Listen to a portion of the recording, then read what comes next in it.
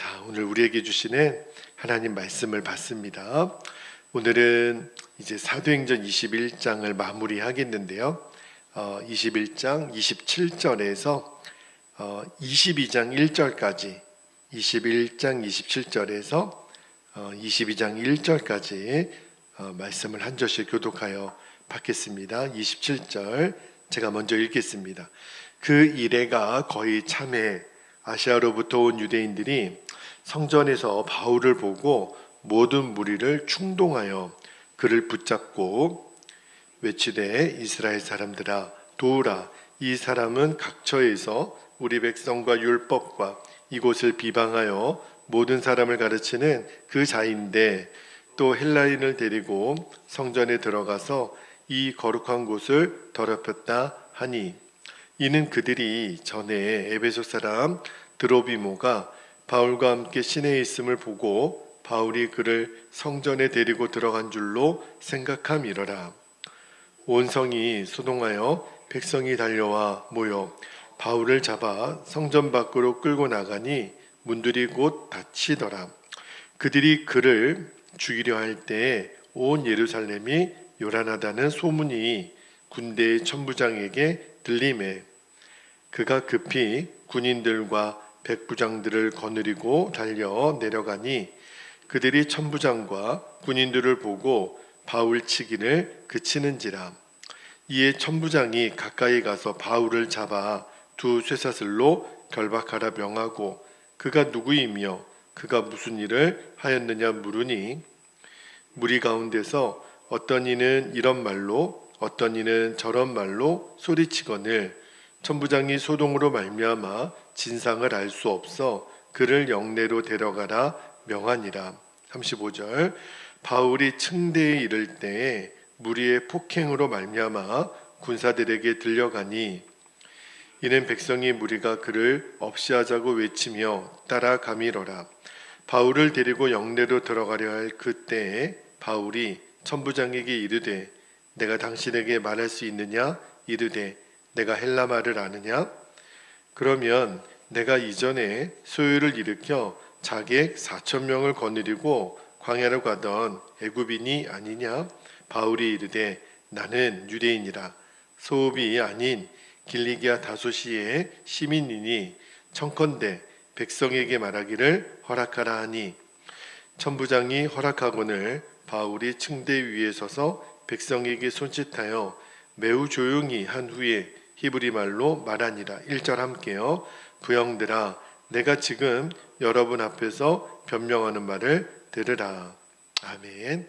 하나님 말씀입니다. 자, 오늘 사도행전 21장 이제 마지막 절 또 22장 1절까지 읽었는데 오늘 설교 제목이 날마다 마음의 준비를 하라는 제목의 말씀을 전할게요. 원래는 오늘 설교 제목을 환난 중에도 담대한 믿음이라고 지었는데 여러분, 내가 이미 어떤 고난을 당할지 알아도 막상 고난의 순간을 맞으면 사람은 누구나 두려워할 수밖에 없죠. 자, 제가 그저께 어저께 쭉 말씀을 드렸어요. 사도 바울이 예루살렘으로 올라가면 환난을 당할 것을 알았죠. 그럼에도 올라갑니다. 아니나 다를까요? 예루살렘에 올라가서 아시아에서 모인 유대인들에 의해서 모함을 받고 엄청나게 두들겨 맞습니다. 정말 오늘 본문에 나오는 바울의 모습을 보면 꼭 빌라도 재판장 앞에 있는 예수님하고 똑같아요. 말할 수 없이 모욕을 당하고 또 매맞음을 당하죠. 근데 그들을 고소했던 사람들의 말이 다 거짓이에요.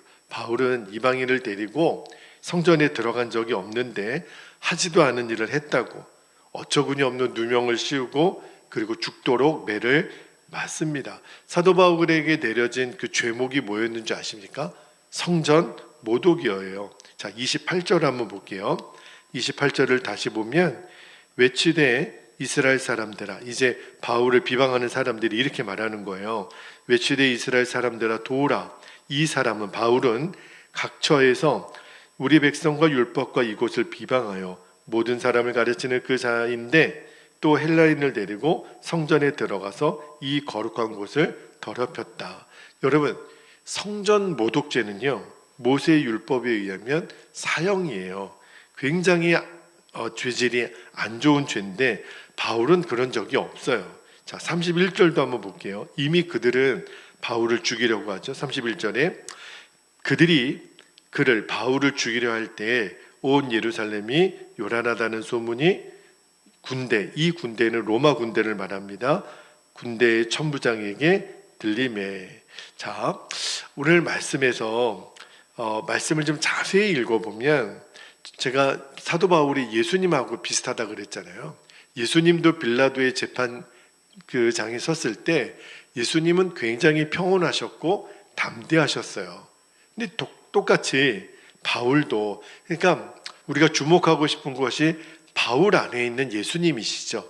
그러니까 바울이 오늘 본문에 보면 그렇게 맞아도, 그렇게 모함을 당해도 두려워하거나 당황하거나 어떻게든 내가 살아보려고 발버둥 치는 모습이 없어요. 오로지 바울은 이렇게 맞으면서도 딱 한 가지 생각밖에 없습니다. 이런 상황에서 어떻게 하면 복음을 전하지? 이 생각밖에 없어요. 자, 바울이 진짜 너무 심하게 맞은 거예요. 두들겨 맞을 때 마침 그 로마의 천부장이 바울 맞는 것을 멈추게 하고 바울을 쇠사슬로 결박하죠. 이제 체포하는 거예요. 그래서 죽음을 면할 수 있었던 거예요. 만약에 천부장이 조금이라도 늦게 왔으면 바울은 그냥 맞아서 죽었을 겁니다. 이것도 하나님의 기가 막힌 섭리죠. 결국 나중에 이제 바울이 이제 로마로 압송되어가는 그 첫 출발점에 있는데, 자, 그런데 이제 천부장이 와서 죽음의 위기는 모면했는데 얼마나 맞았겠어요. 얼마나 아프고 힘들겠어요. 그런데 로마 천부장에게 부탁을 하는 거예요. 내가 로마 시민권자다. 헬라 말을 하는 사람이다. 그런데 나를 때리는 이 유대인들에게 내가 마지막으로 복음을 전할 수 있겠느냐. 정말 대단하죠. 이런 상황에서 복음을 전하겠다고 부탁을 하는 거예요. 그래, 그러면 네가 한번 말을 해라. 그래서 사도행전 22장에 바울이 이렇게 두들겨 맞고 로마 천부장에게 허락을 받아 유대인들에게 복음을 전한 내용이 이제 22장에 쭉 나옵니다. 그 내용은 제가 이제 월요일 날 새벽에 말씀을 나누도록 하겠고, 오늘 이 말씀에서 우리에게 주시는 도전은 뭐냐면, 우리가 이제 사명의 길을 가잖아요. 사명의 길을 갈 때 얼마든지 우리에게도 오늘 바울이 당했던 고난과 같은 환난이 올 수 있다는 거예요. 그런데 오늘 정말 말씀을 묵상하다가 우리가 좀 주목하고 싶은 것이, 이렇게 두들겨 맞고 또 죽음의 위협 앞에서도 바울은 어떻게 이렇게 담대할 수 있었을까? 우리는 조그만 진짜 손톱 하나 까지는 것만 가지고도 얼마나 우리가 호들갑을 떱니까? 그런데 이 죽음의 위협 앞에서도 끄떡없는 거예요. 이렇게 담대한 거예요. 어떻게 바울은 그럴 수 있었을까?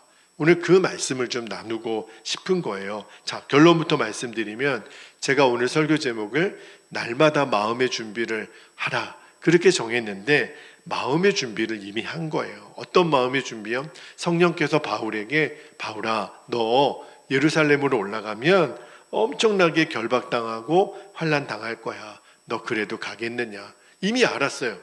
알겠습니다, 성령님. 제가 그런 환난과 결박이 있어도 가겠습니다. 그러니까 마음의 준비가 되어 있으니까 바울을 붙잡고 모함하고 죽이려고 때려도 그 상황 가운데 불평하거나 원망하거나 당황하거나 그러지 않았어요. 오히려 그 순간에 어떻게 하면 복음을 전하지? 어떻게 하면 하나님의 인도함을 받을 수 있지? 어떻게 하면 주님이 역사하실 수 있지? 정말 바울이 대단하죠. 근데 여러분, 우리도 똑같아요. 오늘 이 말씀에서 우리가 도전받아야 될 것이, 바울이 예수님처럼 고생을 엄청 많이 했구나. 맞아요. 그런데 우리가 정말 붙들어야 되는 것은, 그러한 그 고난 가운데서도 바울이 했던 마음의 준비를 나도 해야겠다. 그죠? 나도 환난 중에 담대하려면 마음의 준비만 하면 되겠구나.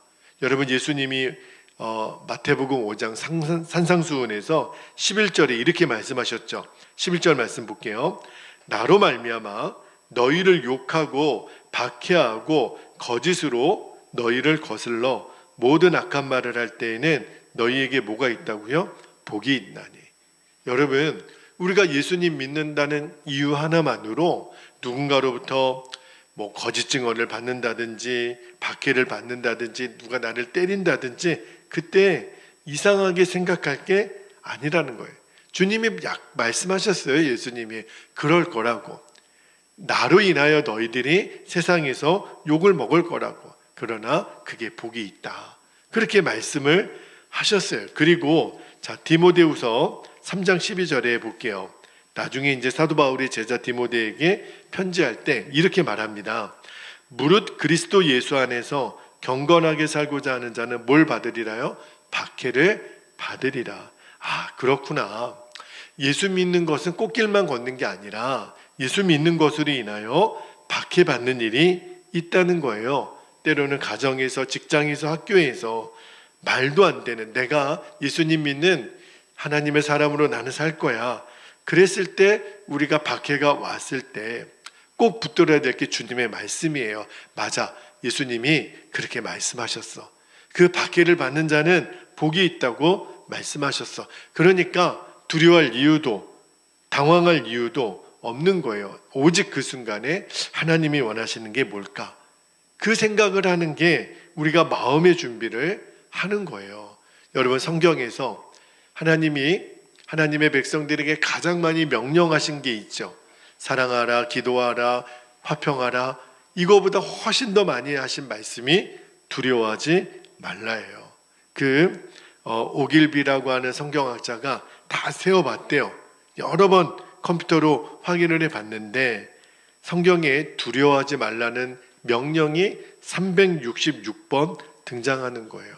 366번이 그 윤년까지 쳐서 1년이 365일인데 그러니까 366번 두려워하지 말라라고 하는 말씀을 기록한 것은 매일 두려워하지 말라. 그런데 뒤집어서 생각해 보면 우리가 예수님 믿고 하나님 말씀대로 살아가려고 할 때 그만큼 두려워할 일을 많이 만나게 된다라는 거예요. 그러니까 하나님이 우리가 만나게 될 여러 두려운 상황이 있다 하더라도 너희들 절대 두려워하면 안 돼 말씀하시는 거예요. 왜 그러냐면 하나님이 제일 싫어하는 게 있어요.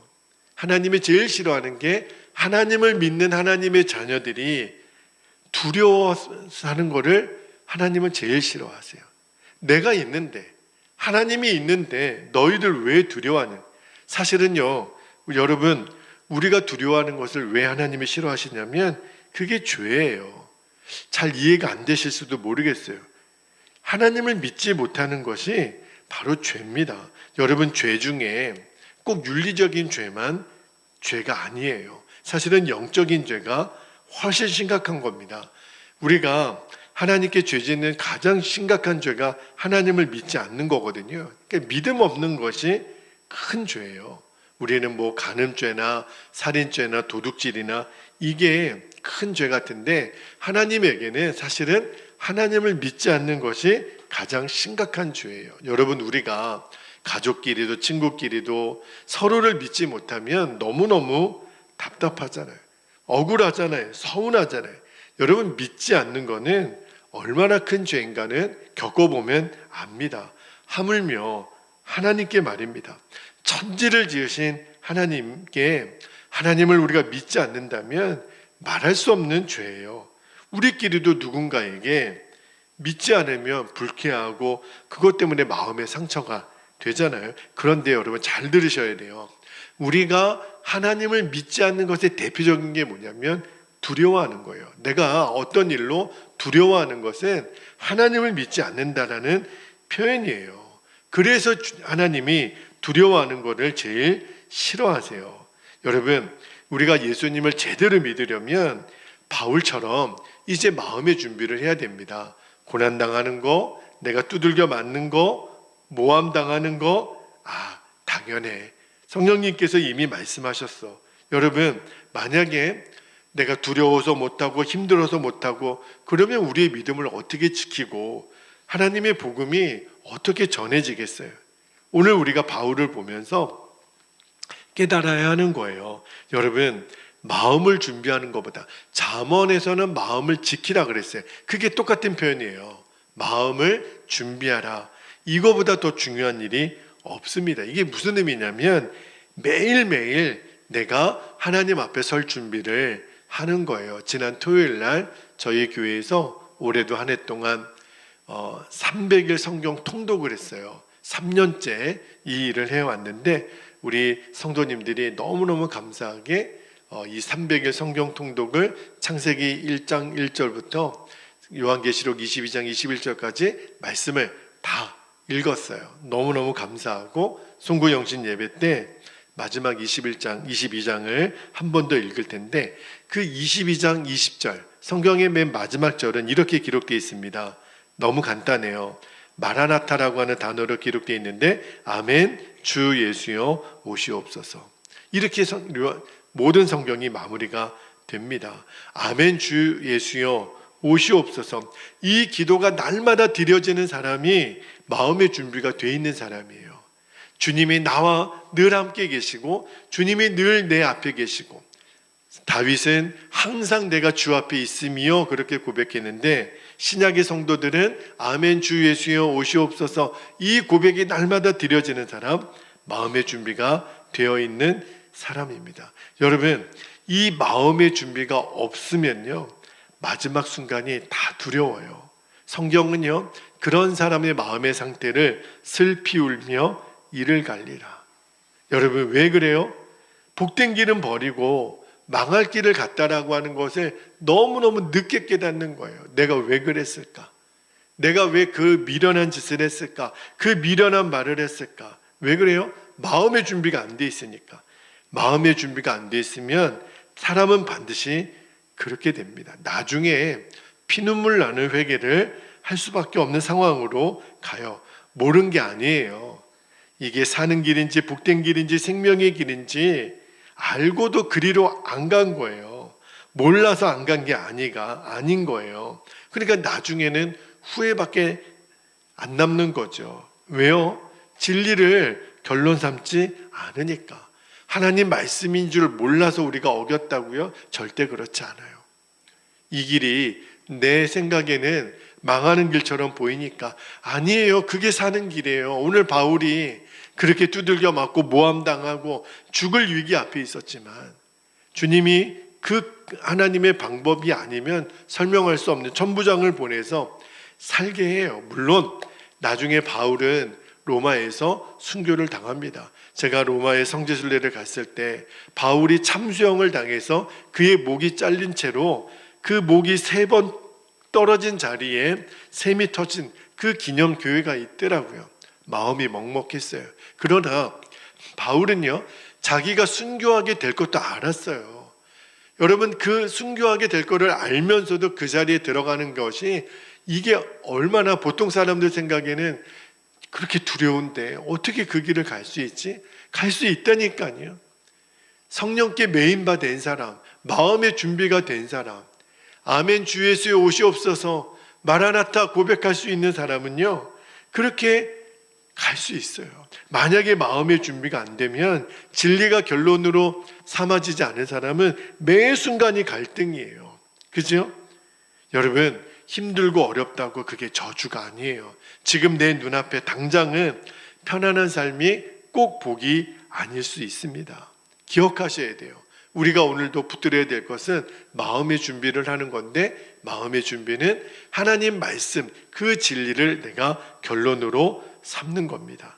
제가 내일 새벽입니다. 내일 새벽에는 그러면 마음의 준비는 어떻게 하라는 건지 두려워하지 않는 믿음을 갖기 위해서는 오늘 말씀에 사도 바울이 어떻게 했는지에 대한 말씀을 제가 내일 새벽에 다시 한번 자세하게 나누도록 하겠습니다. 자, 이제 오늘 말씀을 붙들고 이제 우리 기도의 자리로 나아갑니다. 제가 2가지 기도 제목을 선포하고 우리가 기도하겠습니다. 첫 번째는요, 어떤 두려움도 이기는 유일한 힘은요, 날마다 내 마음을 주님 앞에 드리는 거예요.